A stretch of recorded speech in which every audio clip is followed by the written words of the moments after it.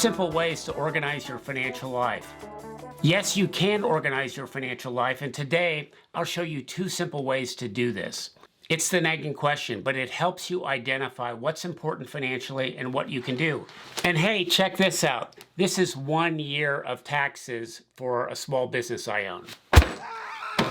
You can simplify and declutter your financial life by focusing on money neatness, as opposed to financial tidying. We're not trying to rip off Marie Kondo here, but we're talking about sorting financial clutter, how to manage your money and prioritize your money goals. Welcome to What's Next with Money, a program about recognizing and moving on from financial regret, missed opportunities, and bad advice, because within these crises lie the seeds of learning and hope. This program holds the promise of second chances, strategies for growth, and financial empowerment. Let's get started. So the average American consumer is being hit with headlines, commercials, and ads and social media posts. They're telling us what we should and must do to get our finances in order.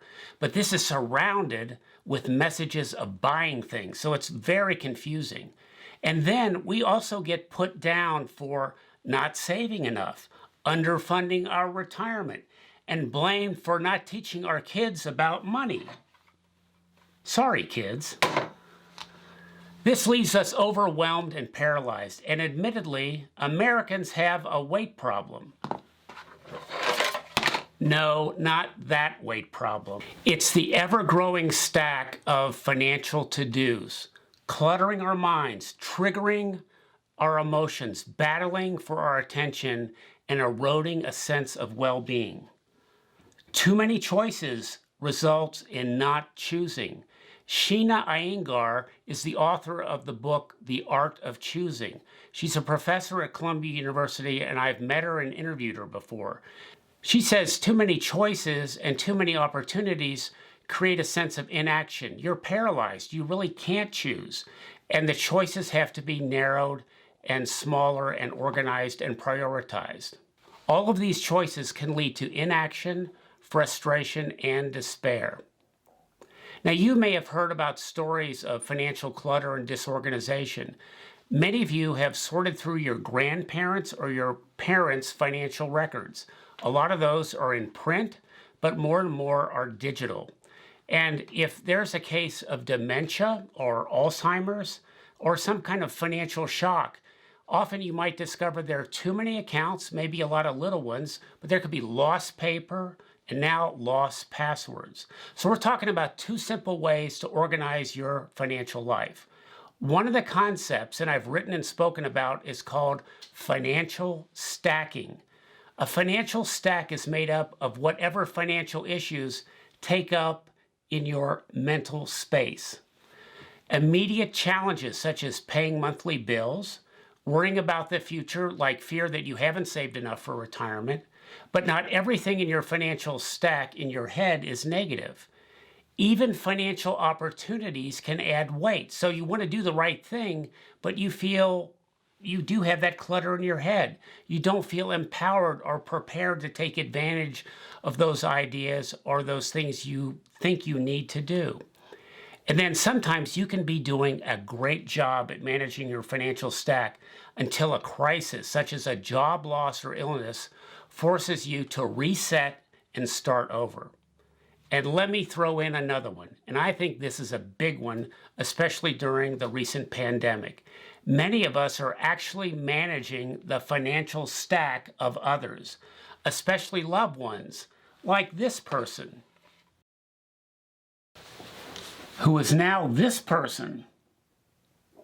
Common disruptors or triggers of financial clutter include divorce, death of a loved one, caregiving, children, elderly parents, long-term illness or disability, loss of job or benefits, military deployment, unexpected income shocks, property damage like a natural disaster or an accident, fraud and scams, and even a physical move to another place.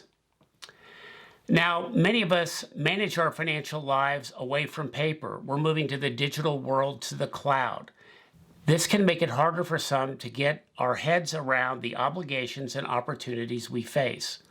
Without a process to externalize these choices, the constant noise, the flood of emails, texts, the pressure to buy this product, open this account, add to that account, consolidate an account. You get the idea.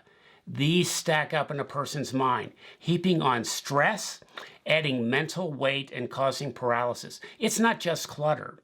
It's the sense of unmade financial decisions and choices. And hey, the more we let that stack build, the more that emotional burden fuels regret over missed opportunities. This has been a problem for me. Disappointment over misplaced confidence and lack of motivation.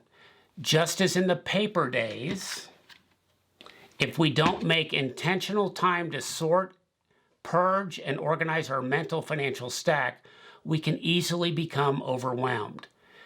Now more than ever, we need to learn how to tune out the noise and analyze, assess, and prioritize financial choices in order to set a realistic roadmap to our goals. Not only will the financial weight drop off, but financial muscle memory will develop to improve well-being and efficiency. The stack may never vanish completely, but it can be managed. Now, I have a habit of being too much of an information gatherer. I have a breadth of interests. I have so many interests, people call me Mr. Horizontal. My interests are wide and varied. Music, cars, aviation, public service, international politics, and future trends. I can be one of these guys with analysis paralysis. And I needed a certified financial planner professional to help me sort some of that out. And I've actually worked with two to give me objective insights, especially about my investing style and biases. And I do have investing biases. And by the way, I am a certified financial planning professional, but I don't practice financial planning or have clients. I do YouTube to educate the public. Hopefully, your doctor does not operate on herself. And don't forget to click that subscribe button to What's Next with Money. We'd love to hear from you. You can send me a money question, and this helps us inform future programs that we develop. Go to whatsnextwithmoney.com or to the YouTube link in the comments section below. We're talking about 2 simple ways to organize your financial life. Well, here we go. Number 1, step 1 is weigh and thin. Weigh and thin. Determine what is in your current financial stack. Make a list of the financial problems you're trying to solve and the opportunities that will help you address them. Take inventory of your current financial engagements. Who are you working with? What are your obligations? What are the deadlines you might be facing? Gather data on your income, assets, expenses, and debts. Create that net worth statement, cash flow, and budget. And what money actions can you defer or eliminate? That's the thin part. What actions can you defer or eliminate? What is really important financially? The immediate needs and those that need long-term attention. That's the weighing part. So here's some tips. You could make your financial stack more tactile by writing out your current financial challenges and goals on colored note cards to get these issues out of your head and into a more manageable model. You can also do this on the computer or on your phone, but these can help you uncover hidden finances, unclaimed money in accounts, even a delayed or missed decision. My parents were fantastic, but they were very different when it came to finances. My father had a short-term savings, thrifty spending orientation. That sounds like an oxymoron, but he was a good saver, but he always looked for deals and thrift. He was kind of a big-time coupon clipper. He looked for value. My mother had that longer-term view. She looked at the big picture. She asked the bigger questions. This duality of money perspectives in growing up compelled me to find the little and the big answers, and it actually got me over time into financial planning and financial education. So my dad's clipping coupons and my mother's looking at mutual fund prospectuses. In essence, they had separate financial stacks. And as you go through step 1, weigh and thin, do it with a spouse or a loved one. Get both those stacks on the table. You're likely to help answer each other's money questions, concerns, and address your mutual and respective dreams. Please hit that subscribe button here at What's Next with Money. And did you know you can get this free PDF, 6 pages, about how to take control of your finances? Look for the link in the comment section below or go to whatsnextwithmoney.com. We're talking about 2 simple ways to organize your financial life. Now it's time for step 2. Step 2, very simple: sort and sequence. Sort and sequence. Start to prioritize the items in your financial stack. Which items could you easily take action on now?